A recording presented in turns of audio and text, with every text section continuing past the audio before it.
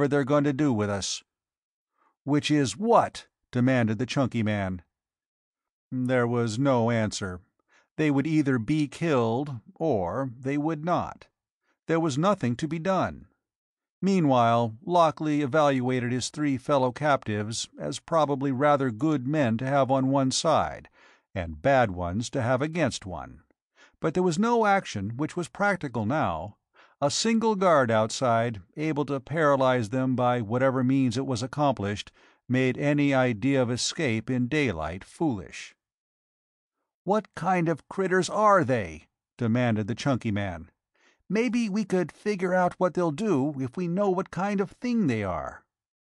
"They've got eyes like ours," said Lockley. The three men looked at him. "They landed by daylight," said Lockley. "Early daylight.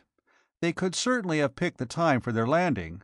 They picked early morning so they could have a good long period of daylight in which to get settled before night. If they'd been night-moving creatures, they'd have landed in the dark." The tall man said, "Sounds reasonable.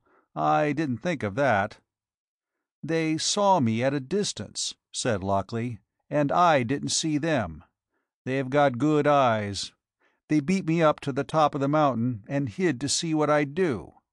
When they saw me looking the lake over after checking up on Vale, they paralyzed me and brought me here. So they've got eyes like ours." "This guy Vale," said the chunky man. "What happened to him?" Lockley said, "Probably what'll happen to us." "Which is what?" asked the chunky man. Lockley did not answer. He thought of Jill, waiting anxiously at the edge of the woods not far from the camp. She'd surely have watched him climbing. She might have followed his climb all the way to where he went around to Vale's post. But she wouldn't have seen his capture, and she might be waiting for him now. It wasn't likely, though, that she'd climb into the trap that had taken Vale and then himself. She must realize that that spot was one to be avoided. She'd probably try to make her way to his ditched car. She'd heard him ask on shortwave for a helicopter to come to that place to pick her up. It hadn't been promised. In fact, it had been refused. But if she remained missing, surely someone would risk a low-level flight to find out if she were waiting desperately for rescue. A light plane could land on the highway if a helicopter wasn't to be risked. Somehow, Jill must find a way to safety. She was in danger because she'd waited loyally for Vale to come to her at the camp. Now... Time passed. Hot sunshine on their prison heated the metal. It became unbearably hot inside. There came squeakings. The cover of the compost pit shell lifted. Half a dozen wild birds were thrust into the opening. The cover closed again. Lockley listened closely. It was latched from the outside. There would naturally be a fastening on the cover of a compost pit to keep bears from getting at the garbage it was built to contain. The heat grew savage. Thirst was a problem. Once, and only once, they heard a noise from the world beyond their prison. It was a droning hum, which even through a metal wall could be nothing but the sound of a helicopter. It droned and droned, very gradually becoming louder. Then abruptly it cut off. That was all. And that was all that the four in the metal tank knew about events outside of their own experience. But much was happening outside. Troop-carrying trucks had reached the edge of Boulder Lake National Park, a very few hours after the workmen from the camp had gotten out of it. They had a story to tell, and if it lacked detail, it did not lack imagination. The three missing men had their fate described in various versions, all of which were dramatic and terrifying. The two men who had been paralyzed by some unknown agency described their sensations after their release. Their stories were immediately relayed to all the news media.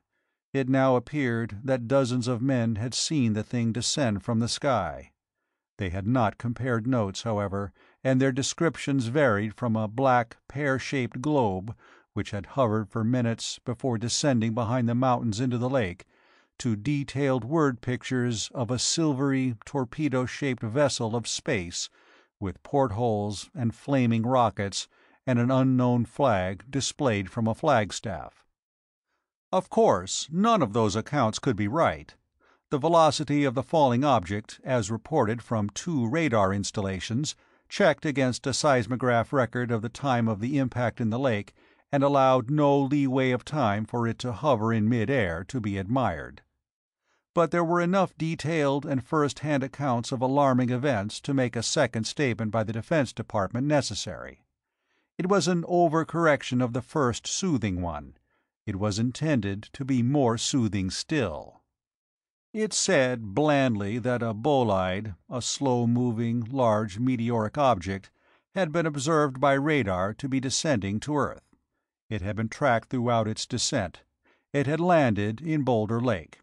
Air photos taken since its landing showed that an enormous disturbance of the water of the lake had taken place.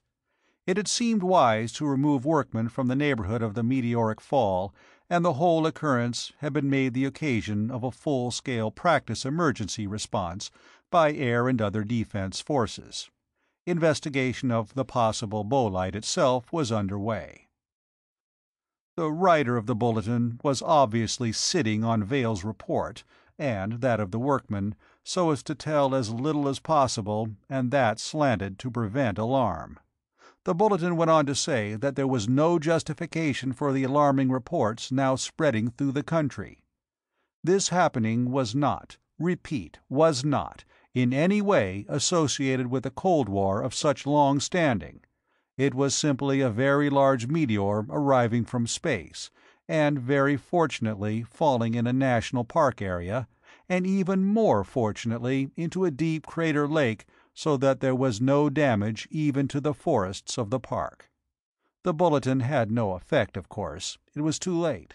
It was released at just about the time the temperature in the metal prison, which seemed likely to become a metal coffin, had begun to fall. The moving sun had gone behind a mountain, and the compost pit shell was in shadow once more. Again the cover of that giant box was opened. A porcupine was dropped inside. The cover went on again. This was, at a guess, about 5 o'clock in the afternoon. The chunky man said drearily, "If this is supposed to be the way they'll feed us, they could have picked something easier to eat than a porcupine." The box now held 4 men, 3 rabbits, panting in terror in one corner, half a dozen game birds, and the just-arrived porcupine. All the wild creatures shrank away from the men.